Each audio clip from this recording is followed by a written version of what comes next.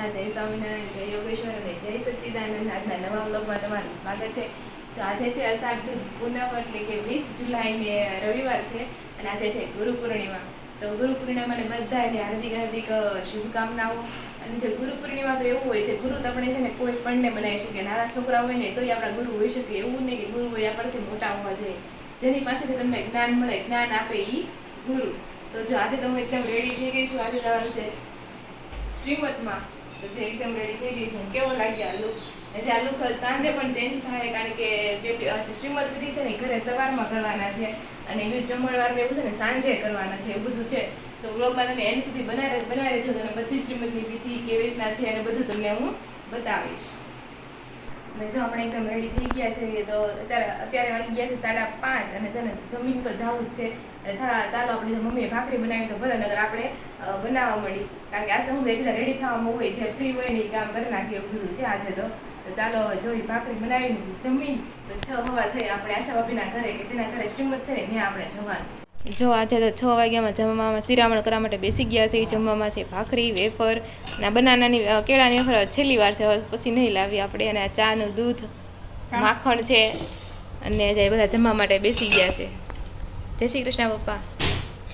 જય શ્રી કૃષ્ણ મમ્મી. જો મમ્મી પણ રેડી થઈને બેસી ગયા છે. કોકની કોમેન્ટ આવી હતી કે રોજ કેળાની વેફર ન ખવાય એમ કોમેન્ટ આવી. મિસ્ટર હેન્ડસમ રેડી થઈ ગયા છે અને હવે 6:15 થઈ ગયા છે. આપણે ઘરે જવા માટે નીકળીએ. રાધે રાધે, જય મહાદેવ.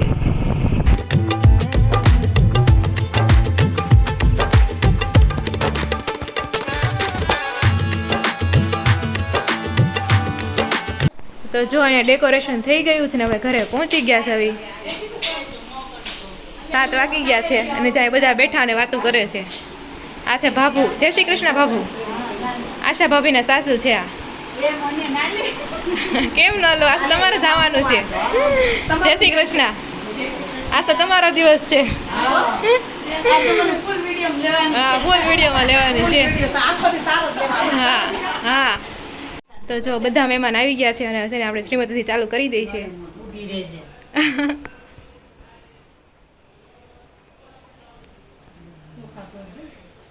તો સૌથી પહેલા છે ને નણંદ હોય છે ને એ ભાભીને રાખડી બાંધે છે, રક્ષા રાખડી બાંધે છે અને મોઢું મીઠું પણ કરાવે છે. એકબીજાને મોઢું મીઠું કરાવે, એકબીજાને ચાંદલા કરે છે.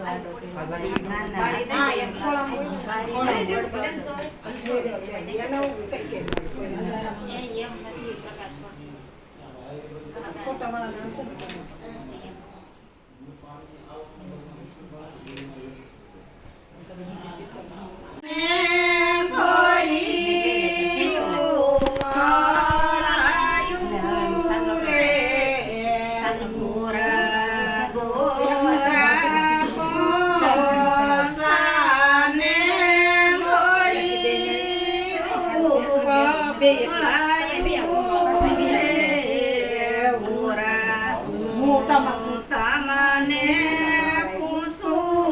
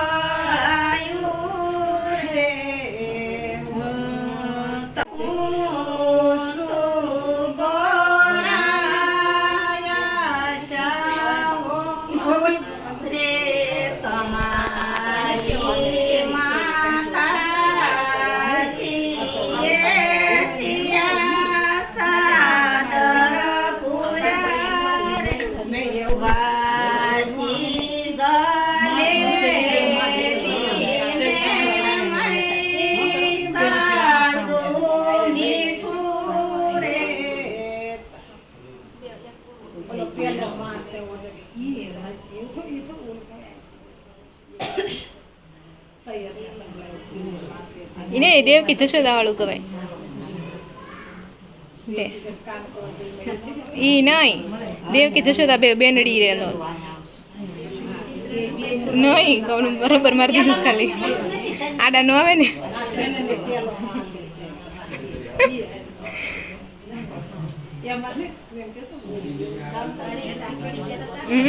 ઘણો ટાઈમ થઈ ગયો પણ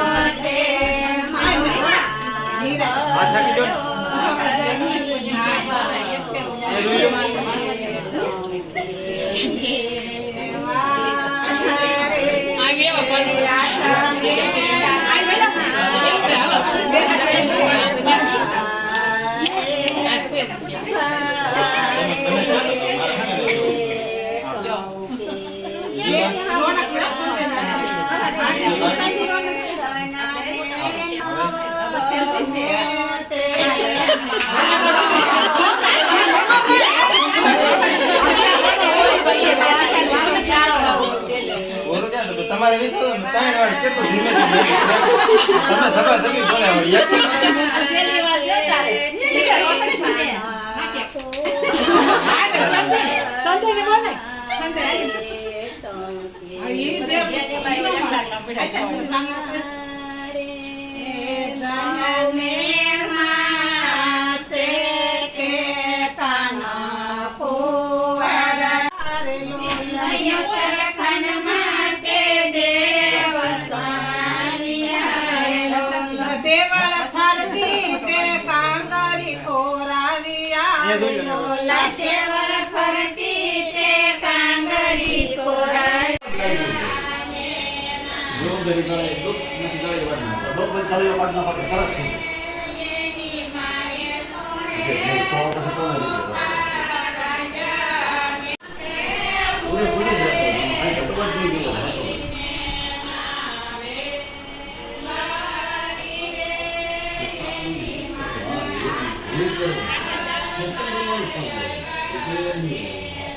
આઈ દે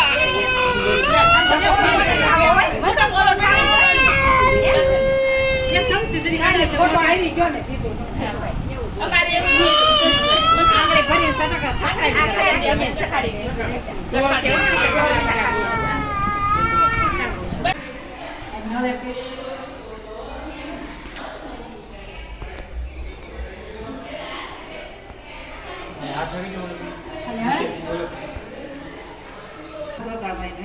શ્રી કૃષ્ણ જય શ્રી કૃષ્ણ મમ્મી સાંભળે તે જય શ્રી કૃષ્ણ કહે ને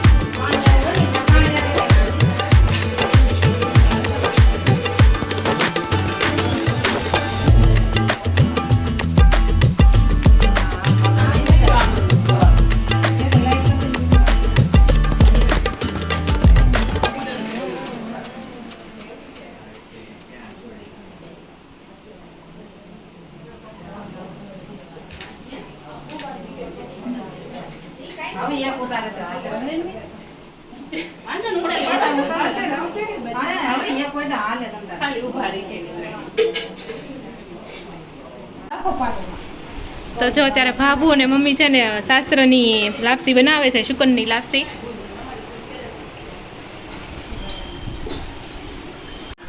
જો 11 વાગે ગયા છે, દેરાણી જેઠાણી જમવા માટે બેસી ગયા છે. પછી જવાનું છે અમારે પાર્લર ઉપર રેડી થવા માટે. આને લાપસી ખા, બહુ મસ્ત બનાવી છે લાપસી. લાપસી, ખીર, મગ એકદમ બહુ મસ્ત બનાવ્યું છે. તો જો અત્યારે છે બપોરના 2 વાગી ગયા છે અને આપણે છે વેનિસ હોટલ પર ફોટોગ્રાફી કરવા માટે આવી ગયા છે.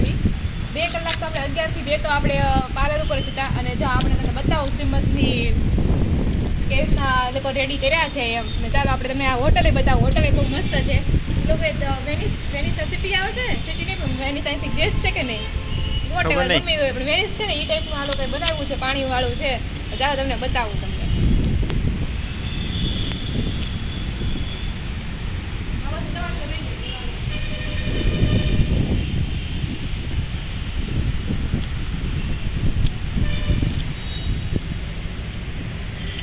તો જો બપોરના 2 વાગી ગયા છે ને આપણા ભાભી એકદમ રેડી થઈ ગયા છે. તમે કે તમને હા કેવા સરસ લાગી રહ્યા છે કમેન્ટ કરો. ને ભાભીના બેનપણી છે, ફ્રેન્ડ છે. તો હમણાં ફોટોગ્રાફી ચાલુ થાય, જોઈ લો. ફોટાવાળો નથી આવ્યો? હા, વ્યૂ મસ્ત છે, હોટલ બહુ મસ્ત છે.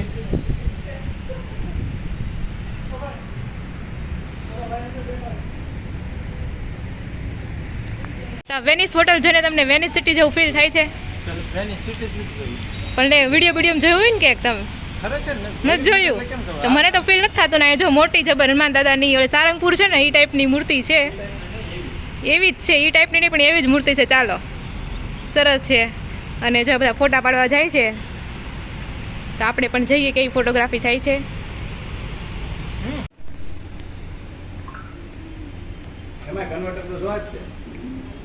તો જો બહાર મસ્ત ફોટોગ્રાફી થાય છે ને અમે અહીંયા છે ને એસી હોલમાં આવી ગયા છે શાંતિથી બેસવા માટે.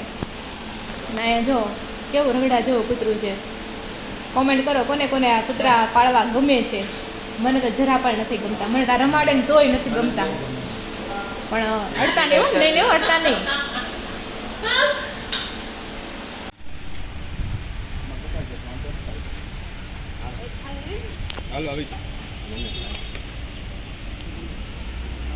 મજા આવે છે ને ફોટા પાડવાની?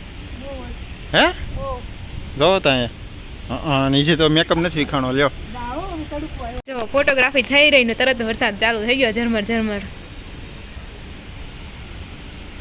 વરસાદની જરૂર જ છે, આવે ને તો. વેનિસમાં વરસાદ પડ્યો.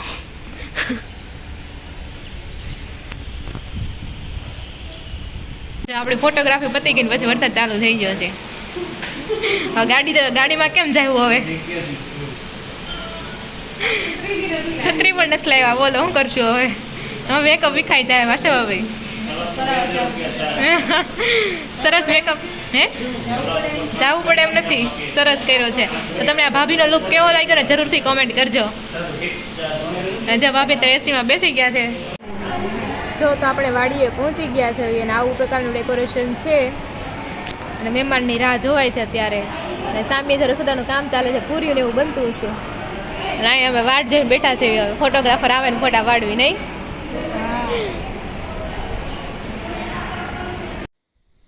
તો જો મહેમાન આવી ગયા છે ને મહેમાનનું સ્વાગત છે ને રામ રામ કરવાથી થાય છે.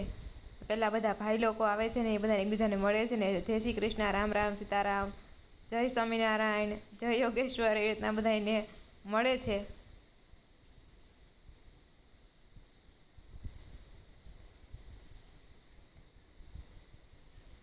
અને જો હવે છે ને બહેનોમાં સ્વાગત થાય છે, જય શ્રી કૃષ્ણ અને જય સ્વામિનારાયણ.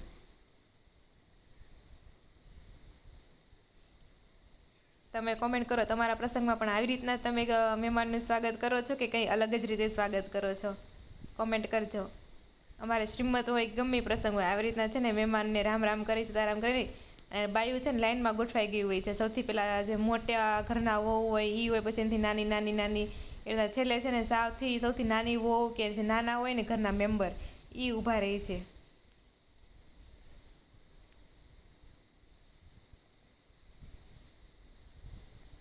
અને જો બધા મહેમાન આવી ગયા છે અને બધાને કોલ્ડ ડ્રિંક્સ ને એવું બધું આપવામાં આવે છે.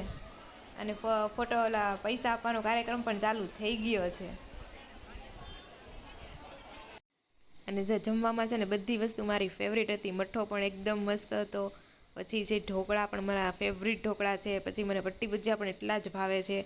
પૂરી હતું, પંજાબી શાક હતું, કાજુ કતરી હતું, દાળ ભાત હતા પણ મેં લીધા નથી.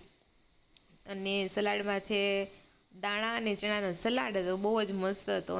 અને છે ને મંચુરિયન સૂપ અને દહીં ચાટ પણ હતી. અને સાસ તો હોય જ.